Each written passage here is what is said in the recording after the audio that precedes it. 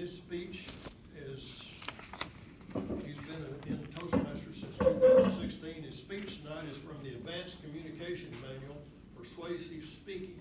The project is Addressing the Opposition. Please welcome Tony. He will have a 2 to 3 minute question and answer at the end of his talk. Thank you.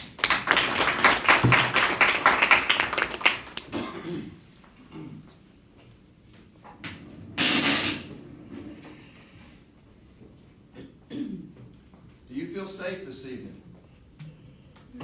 Yeah. Yes, sir. Do you feel safe in this room?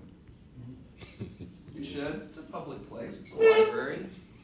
The security guard down there, I didn't look to see if he was armed or not. He probably was.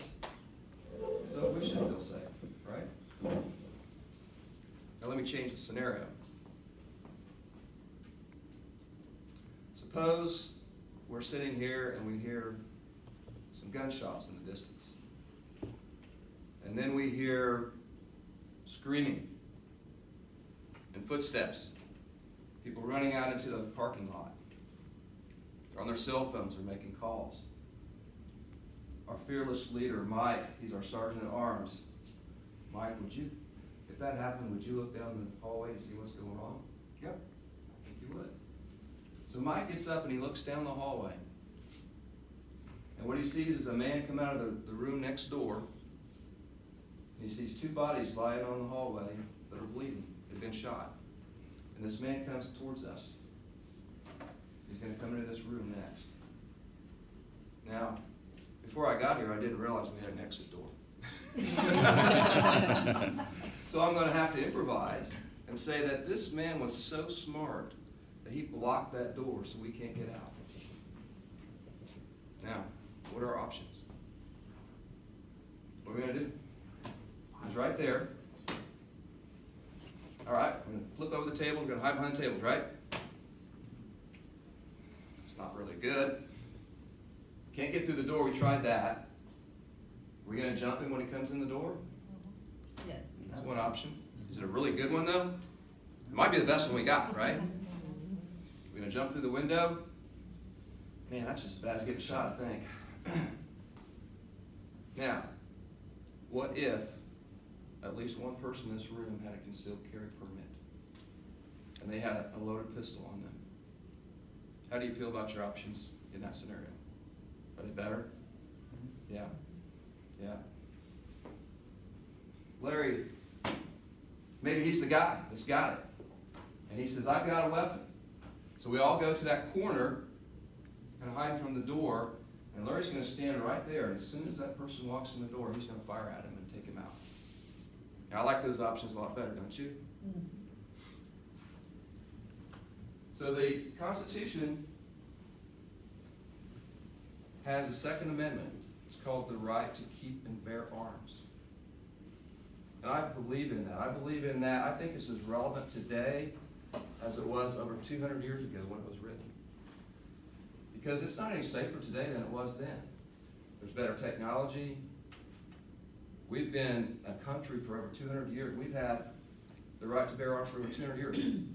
So someone might say, well, let's have gun control, right? Let's take all the guns away from everybody.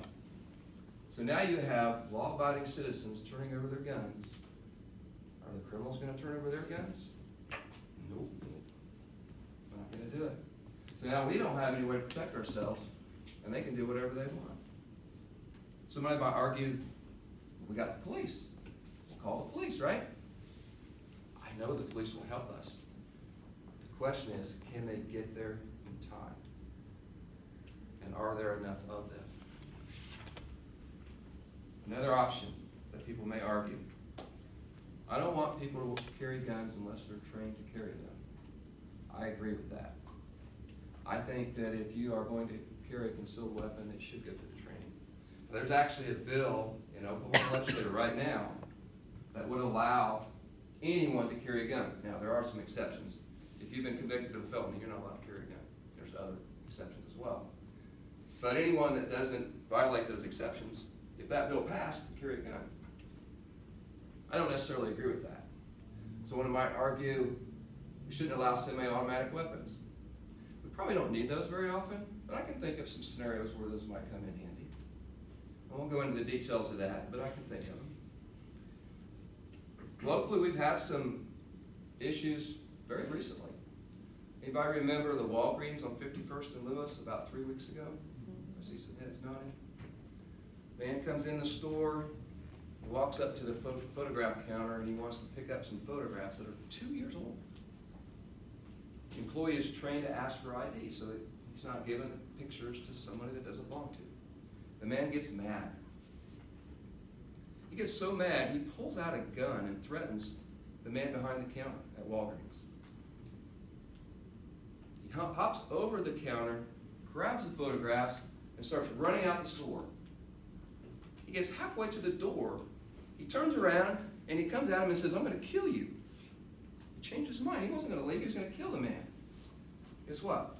The employee had a concealed carry permit. He pulled out his weapon, pulled it up, shot him dead. Now, I don't know why the customers were still standing around, but a couple customers got hit. Because he was nervous. I'm sure he didn't aim as well as he could have. I still can't understand why they were standing there. It doesn't make sense to me. But it did. But nobody died except the right person in that situation. I can give you other examples. A few years ago, Lake Hefner in Oklahoma City, Louis Bar and Grill, 3 people were injured with a shooter. A concealed license carry person came up and approached him and shot him to keep him from killing other people. Broken Arrow, somebody was robbing a home, 3 teenagers. Woke up the homeowner upstairs. One had a brass knuckle, one had a baseball bat. The homeowner had a semi-automatic weapon, killed the 2 of them. The girl outside of the car took off. Churches, schools, movie theaters, road rage, public parks. I ride my bicycle on Riverside on the trail sometimes. And I keep thinking, I'm strapped into my pedals, and I could be riding along and somebody could just whack me in the neck as I'm going along, and I'm going to fall down, and they're going to attack me. Now, the odds of that are very slim, I get that. But it could happen. And I think about those things. I think about things that could happen. So, my conclusion is, we can't escape the danger. It's there. Guns are the great equalizer. And anytime a situation comes up where we have to vote on whether the Second Amendment should stay in place, I would urge you to vote that the answer is yes. Now, I'll take questions and answers, please. Yeah, Charles, Las Vegas, I was in that, and that was a great time at the concert there. You were there? Yeah, I was there. A lot of running, a lot of shooting, and that's the time and the place. I wish the airplane would have let people carry guns. I mean, because at those times, you just there, and I mean, I had to run like everybody else, not knowing what to run to, enjoying the vacation, but I know what you're talking about. And that's a special situation because he was up in the hotel, Yes. which is very, very difficult to deal with because nobody knew where the bullets were coming from. But you felt very vulnerable, didn't you? Yes. I mean, I wish, like I said, I don't know about the airplanes. I mean, that situation because terrorists. Now, I will say, when you're in a public venue and you've got the metal detectors, I'm okay with not having guns in there because everybody has to go through the metal detector, so we know that the odds of there being guns there are very, very low, if not 0. Okay, so I don't have a problem with that. I'm talking mostly about public places where anybody can come and go as they please. Any other questions? Mike? Tony, the one thing that bothers me is there are so many places, and government is one of them, and the library, they say no firearms, and I'm thinking, okay, now I've got my firearm, now I'm not supposed to have it in there.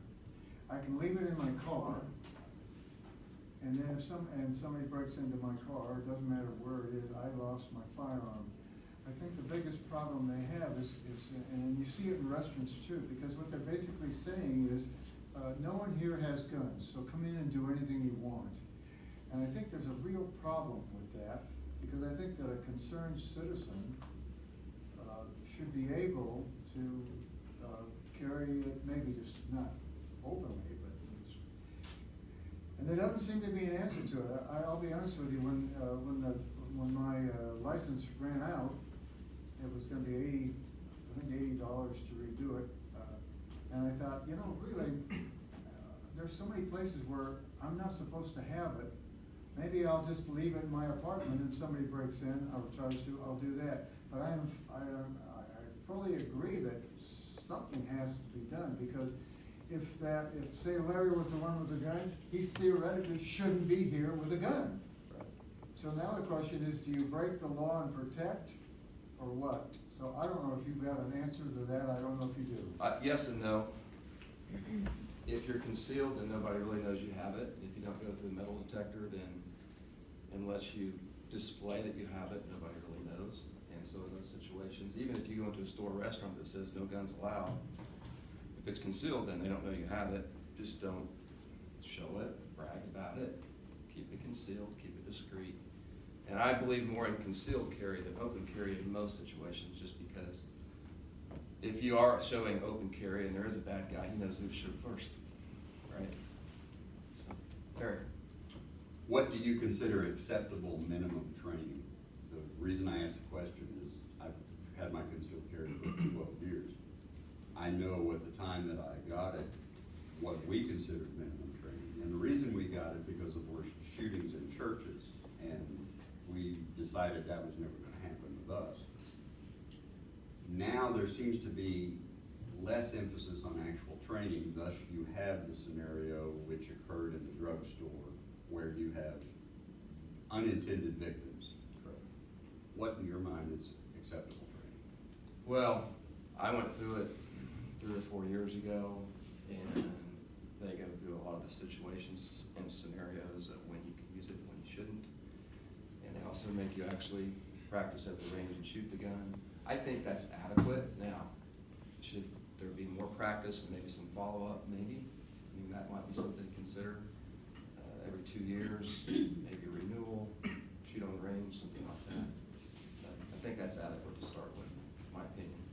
The one thing that I learned in training was that you really don't have a right to just kill the person. You have the obligation to disable the person, and if they're down, then you don't continue to fire. Now, if they still have the gun and they're still pointing, so again, it's not meant to kill outright, it's meant to disable them, but in shooting, you probably are going to do that.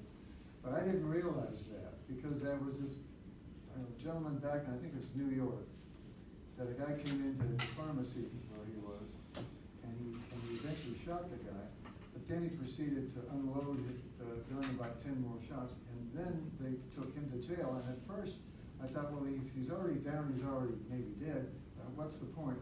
But they make it very clear that if he's down and he's no longer a problem, stop. So it's not just you can do anything you want, because you can't do anything you want and not be arrested for it. And that's why he was convicted, because he shot multiple times even after the suspect was down. I think that might have been Walgreens, actually, if I remember correctly. I know what you're talking about.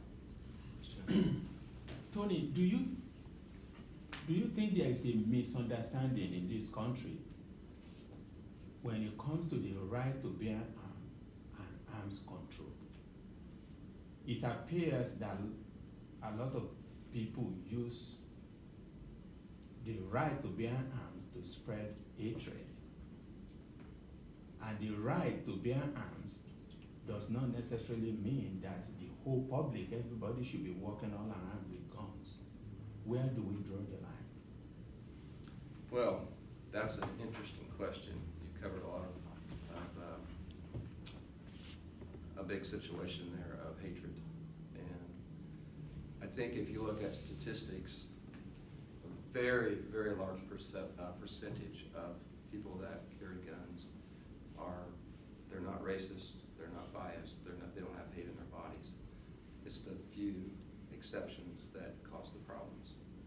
And I don't know how we get rid of that, because it's just there, we just have to deal with it. I think we're probably out of time. Thank you for your questions. Toastmasters.